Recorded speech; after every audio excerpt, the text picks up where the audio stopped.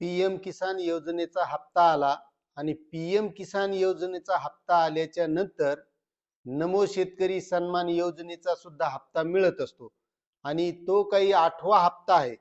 तो आपल्याला डिसेंबर महिन्यामध्येच मिळायला पाहिजे होता.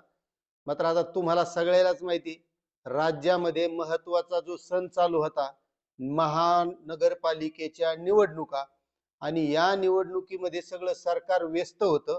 आणि आता महानगरपालिकेच्या निवडणुकीमध्ये जवळपास महायुतीचं सरकार हे आलेलं आहे.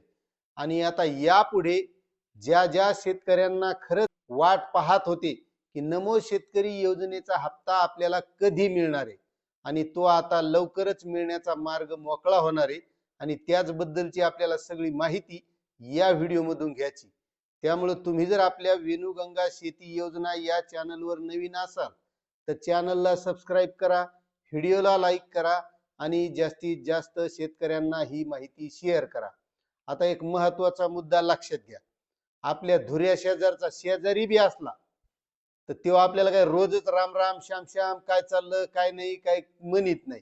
पण त्याचं जेव्हा काही काम अडकलं, त्याला बैल पाहिजेत, आऊत पाहिजे, टिफन पाहिजे, फवाराच पाहिजे, असं असलं सकाळीच तुमच्या घरी येणार, चहा घ्या तुमचाच पिणार, आणि मग तुम्हाला हळूसकून म्हणणार मला फवारा पाहिजे, मला आऊत पाहिजे, मला एक दिवस बैलच द्या. आणि तशीच गती आता आपल्या शेतकऱ्याची झालेली. म्हणजे आता जसं महानगरपालिकेच्या निवडणुका झाल्या त्यावेळेस मस्त लाडक्या बहिणीचा हप्ता आला का नाही, मग तशाच आता ग्रामीण भागातल्या जिल्हा परिषदच्या निवडणुका आता लागणार आहेत. म्हणजे 5 फेब्रुवारीला त्याचं मतदान सुद्धा होणार आहे.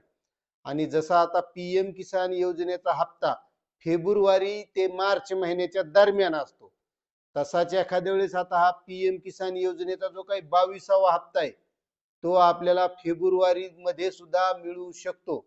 आणि जो काही नमो शेतकरी योजनेचा हप्ता डिसेंबर मध्ये मिळायला पाहिजे होता, मात्र तो या महानगरपालिकेच्या निवडणुकीमध्ये सरकार व्यस्त असल्यामुळे तो आपल्याला आता फेब्रुवारी मध्ये सुद्धा मिळू शकतो अशी शक्यता आहे. त्याचं कारण हे निवडणूक आहेत, आणि जिल्हा परिषदच्या निवडणुका म्हणजे मिनी मंत्रालय, आणि ग्रामीण भागातल्या निवडणुका म्हणजे शेतकरी तिथं मतदान करणार आहेत.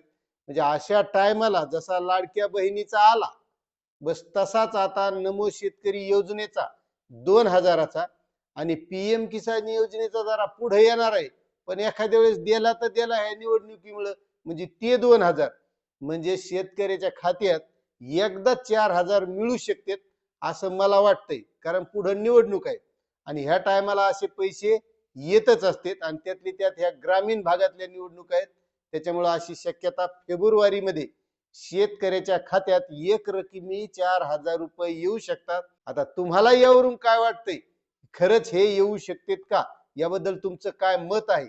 आणि तुम्ही जर पीएम किसान योजनेमध्ये नमो शेतकरी योजनेमध्ये पात्र नसाल तर त्यासाठी जी काही प्रक्रिया आहे, तुमची काय अडचण आहे, ही आपण ऑनलाईन पद्धतीने बघायची आणि कृषी विभागाच्या कार्यालयात जाऊन त्याबद्दलची दुरुस्ती करून घ्यायची. तुम्हाला हे हप्ते येतात का हे नक्कीच कमेंट करा. धन्यवाद.